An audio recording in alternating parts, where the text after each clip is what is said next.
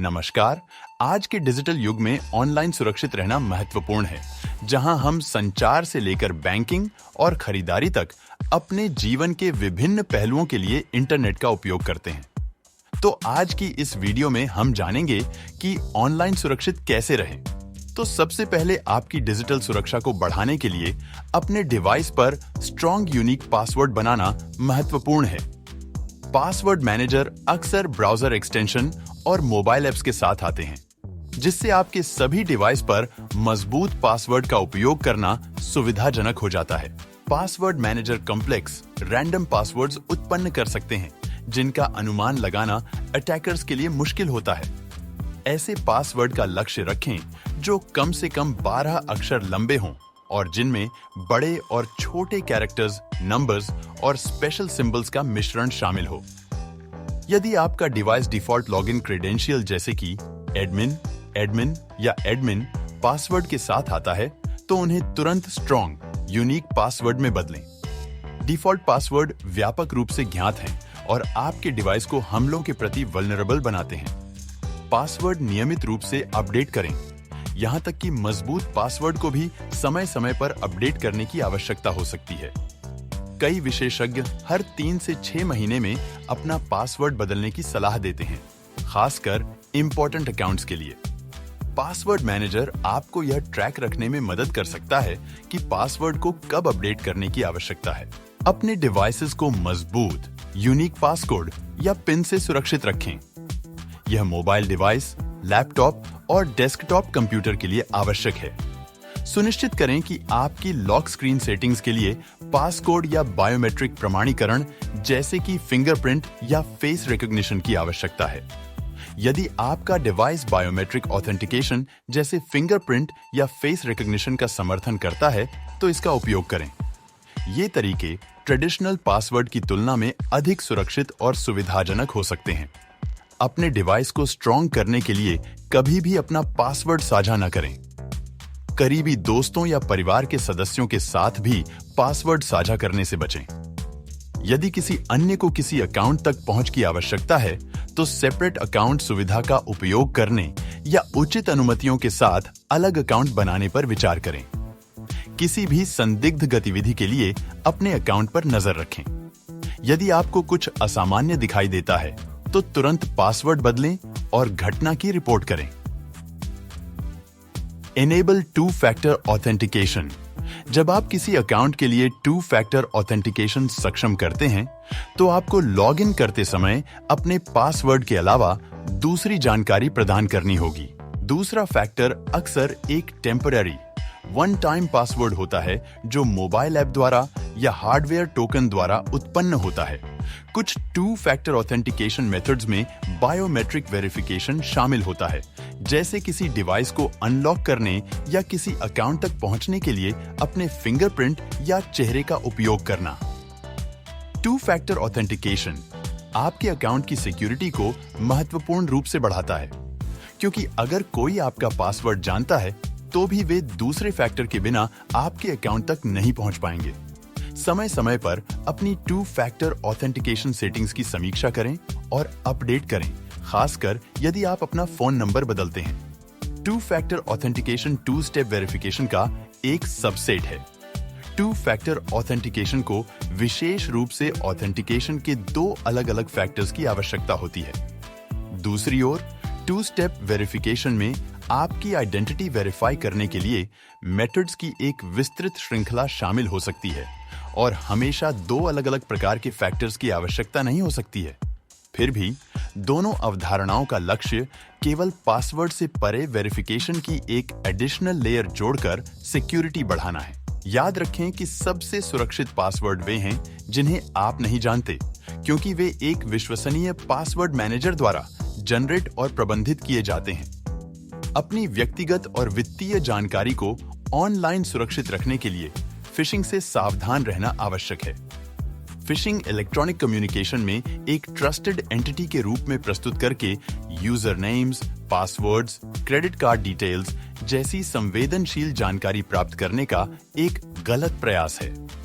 Phishing attacks email, text messages, social media और यहाँ तक कि फोन कॉल सहित विभिन्न चैनलों के माध्यम से हो सकते हैं। हैकर्स आपको संवेदनशील जानकारी प्रकट करने या मैलिशियस लिंक पर क्लिक करने के लिए बैंक, सरकारी एजेंसियों या प्रसिद्ध कंपनियों जैसे विश्वसनीय संगठनों का इम्पर्सनेशन करते हैं। यदि आपको लेजिटिमेट सोर्स से होने का दावा करने वाला कोई अनएक्सपेक्टेड मैसेज प्राप्त होता है, तो कोई भी एक्शन करने से पहले इसकी ऑथेंटिसिटी वेरीफाई करें। कोई भी लिंक पर क्लिक करने से पहले सुनिश्चित करें कि यह लिंक ऑफिशियल वेबसाइट के डोमेन से मेल खाता हो। अज्ञात या संदिग्ध स्रोतों से आए ईमेल या मैसेजेस में अटैचमेंट डाउनलोड न करें या लिंक पर क्लिक न करें। वैध संगठन, ईमेल या अनचाहे मैसेजेस के माध्यम से पासवर्ड, सोशल सिक्योरिटी नंबर्स या क्रेडिट कार्ड विवरण जैसी संवेदनशील जानकारी नहीं मांगेंगे। जब तक आप प्राप्तकर्ता की आइडेंटिटी के बारे में सुनिश्चित न हो, तब तक ऐसी जानकारी साझा न करें। अपने डिवाइस पर एंटीवायरस और एंटी मैलवेयर सॉफ्टवेयर इंस्टॉल करें और नियमित रूप से अपडेट करें। ये टूल्स अक्सर फिशिंग प्रयासों का पता लगा सकते हैं और उन्हें रोक सकते हैं। यदि आपको कोई फिशिंग ईमेल या मैसेज प्राप्त होता है, तो वैध संगठन को इसकी रिपोर्ट करें। अधिकांश संगठनों के पास फिशिंग अटैक्स की रिपोर्ट करने के लिए डेडिकेटेड चैनल्स हैं। साथ ही फिशिंग की रिपोर्ट संबंधित अधिकारियों जैसे एंटी फिशिंग वर्किंग ग्रुप या फेडरल ट्रेड कमीशन को करें। सॉफ्टवेयर अपडेट में अक्सर सुरक्षा पैच शामिल होते हैं जो फिशिंग खतरों से बचाने में मदद कर सकते हैं। फिशिंग रिस्क्स और प्रिवेंशन मेथड्स के बारे में परिवार के सदस्यों, दोस्तों और सहकर्मियों को शिक्षित करें। डिजिटल वर्ल्ड में फिशिंग अटैक एक कॉमन थ्रेट है। सतर्क रहना, संचार की प्रामाणिकता की पुष्टि करना और ऑनलाइन सिक्योरिटी के लिए बेस्ट प्रैक्टिसेस का पालन करना फिशिंग स्कैम्स का शिकार होने से बचने की कुंजी है। आपके इंटरनेट कनेक्शन, व्यक्तिगत डेटा और डिवाइसेस को अनऑथराइज्ड एक्सेस और संभावित साइबर थ्रेट से बचाने के लिए आपके वाईफाई नेटवर्क को सुरक्षित करना महत्वपूर्ण है। अपने वाईफाई नेटवर्क पर WPA3 यदि उपलब्ध हो या WPA2 जैसे मजबूत एन्क्रिप्शन प्रोटोकॉल सक्षम करें। ये प्रोटोकॉल आपके डिवाइस और राउटर के बीच प्रसारित डेटा को एन्क्रिप्ट करते हैं, जिससे हैकर्स के लिए इसे इंटरसेप्ट करना अधिक कठिन हो जाता है। वाईफाई की सुरक्षा के बारे में जानने से पहले हम एन्क्रिप्शन और डिक्रिप्शन के बारे में कुछ जानकारी प्राप्त कर लेते हैं। एन्क्रिप्शन और डिक्रिप्शन कंप्यूटर सिक्योरिटी में फंडामेंटल प्रोसेसेस हैं। इनमें जानकारी को इस तरह एनकोड करना शामिल है कि केवल ऑथराइज्ड पर्सन ही इसे पढ़ या उपयोग कर सकें, जिससे कॉन्फिडेंशियलिटी और डेटा प्रोटेक्शन सुनिश्चित हो सके। एन्क्रिप्शन एक एल्गोरिथम और एन्क्रिप्शन की का उपयोग करके रीडेबल अथवा प्लेन टेक्स्ट डेटा को सिफर टेक्स्ट में परिवर्तित करने की प्रक्रिया है। एन्क्रिप्शन का प्राथमिक उद्देश्य ओरिजिनल डेटा को अनऑथराइज्ड यूजर्स या ईव्सड्रॉपर्स के लिए अनरीडेबल बनाना है। एन्क्रिप्शन मैथमेटिकल एल्गोरिदम्स पर निर्भर करता है, जो डेटा को बदलने के लिए नियमों और संचालन का सेट है।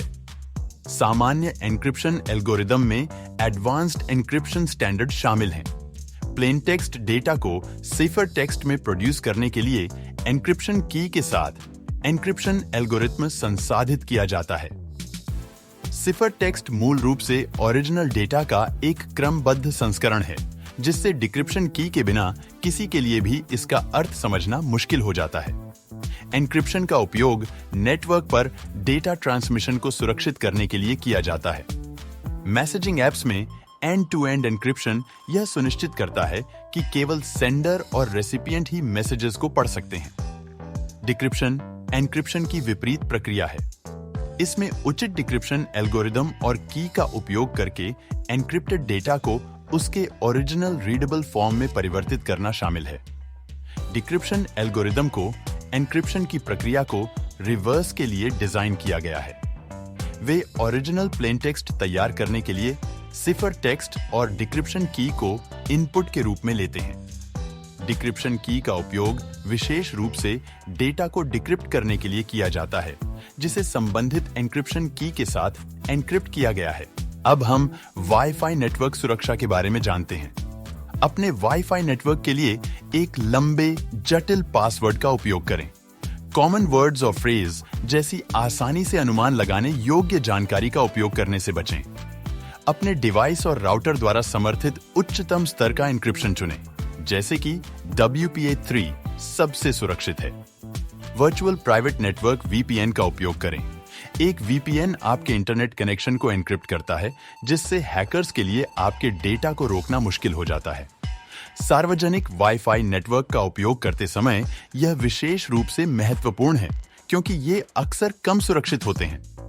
नियमित रूप से अपने डेटा का बैकअप लें। साइबर अटैक्स या हार्डवेयर फेलियर्स के कारण डेटा लॉस हो सकता है। अपनी महत्वपूर्ण फाइलों का किसी बाहरी डिवाइस या क्लाउड स्टोरेज सर्विस पर नियमित रूप से बैकअप लें। सोशल इंजीनियरिंग से सावधान रहें। सेंसिटिव इंफॉर्मेशन प्रकट करने के लिए हैकर्स आपको मैनिपुलेट करने के लिए सोशल इंजीनियरिंग रणनीति का उपयोग कर सकते हैं। अनचाहे फोन कॉल, मैसेजेस या पर्सनल इंफॉर्मेशन के अनुरोधों से सावधान रहें, खासकर यदि वे आप पर त्वरित प्रतिक्रिया के लिए दबाव डाल रहे हों। Social media privacy settings well adjust करें। आपकी जानकारी और पोस्ट कौन देख सकता है, इसे नियंत्रित करने के लिए अपनी सोशल मीडिया प्राइवेसी सेटिंग्स की समीक्षा करें और वेल एडजस्ट करें। सार्वजनिक प्रोफाइल पर व्यक्तिगत जानकारी साझा करने में सतर्क रहें। नियमित रूप से फाइनेंशियल अकाउंट्स की निगरानी करें। अनधिकृत गतिविधि के लिए समय समय पर अपने बैंक विवरण और ऑनलाइन खातों की समीक्षा करें। जितनी जल्दी आप संदिग्ध गतिविधि का पता लगाएंगे और रिपोर्ट करेंगे, संभावित क्षति को कम करने की संभावना उतनी ही बेहतर होगी। संवेदनशील कार्यों के लिए सार्वजनिक कंप्यूटर से बचें। सार्वजनिक कंप्यूटर में मैलवेयर या कीलॉगर्स इंस्टॉल हो सकते हैं। अत्यधिक संवेदनशील जानकारी के लिए डेटा को एन्क्रिप्ट करने पर विचार करें। एन्क्रिप्शन आपके डेटा को खंगालता है ताकि केवल ऑथराइज्ड पर्सन ही इसे समझ सकें, भले ही इसे इंटरसेप्ट किया गया हो। यदि आपको संदेह है कि आपको साइबर थ्रेट का सामना करना पड़ा है या आप साइबर क्राइम का शिकार हुए हैं, तो संबंधित अधिकारियों और संगठनों को इसकी रिपोर्ट करें। समय पर रिपोर्टिंग से आगे की क्षति को रोकने में मदद मिल सकती है। अपने परिवार और दोस्तों को भी ऑनलाइन सिक्योरिटी के बारे में शिक्षित करें। अक्सर हैकर्स किसी नेटवर्क में सबसे कम साइबर सुरक्षा जागरूक व्यक्तियों को निशाना बनाते हैं। ऑनलाइन सुरक्षित रहना एक सतत प्रयास है, जिसके लिए सतर्कता और जागरूकता की आवश्यकता है। तो यह थी ऑनलाइन सुरक्षा के बारे में सामान्य जानकारी। अगर आपको हमारा यह वीडियो पसंद आए तो कृपया इसे लाइक, शेयर और सब्सक्राइब करें। धन्यवाद।